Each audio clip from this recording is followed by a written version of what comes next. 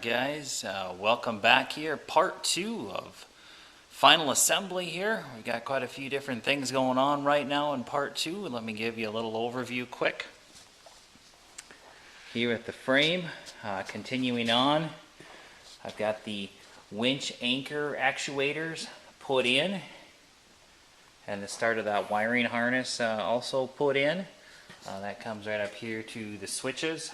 I can't do anything further because that sheet metal assembly won't go in for a while yet, so we got that going. Got the battery tray assembly coming back together. The black unit there is a steel frame that's all powder coated, getting everything reassembled back on.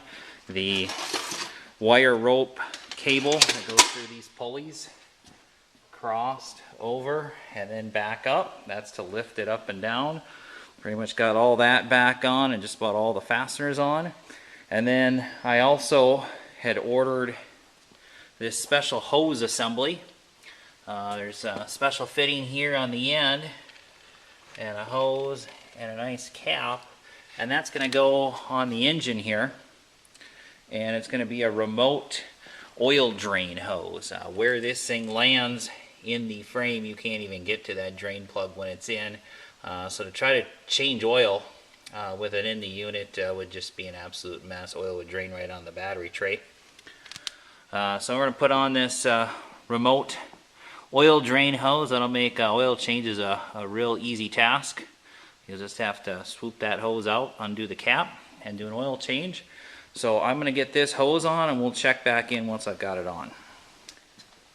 And there it is, all fully assembled. You can see what the old drain plug looked like right there. It's a special with an O-ring, and the fitting that I put on there is a special one. It's a metric threads in there with that O-ring. I found the right hydraulic fitting and got it into NPT fittings for coming out with that hose. Hose about 3 feet long. That'll get us out beyond the frame and make an oil change super easy. So that'll be on the to-do list. Do a full oil change when we get close to finish on assembly. On to the next stuff. Alright, I got things all staged up here. This will be in preparation for step 3 video that will be coming for final assembly. We're about out of time for this round. Battery tray sub-assembly is pretty much all ready to go. I do need to order a couple of new fittings. That quick fitting there and that quick fitting, got to get new ones. Those were leaking before in the prototype, so we need some of that. I've got the ramp assembly all staged up here. That's about ready to go in. In order to do that, because of the width of this area right here, the whole roll cage has got to come off. So that's another reason to get it staged up over here. So I have access to the crane, so we can pop that roll cage off, as you saw back in one of the disassembly videos.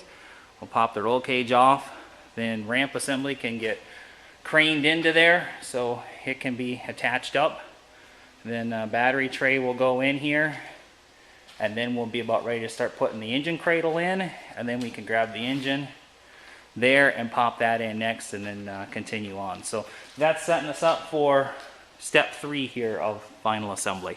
Thanks everybody for watching. If you haven't already, please like and subscribe, and we'll catch you guys next time. Thank you.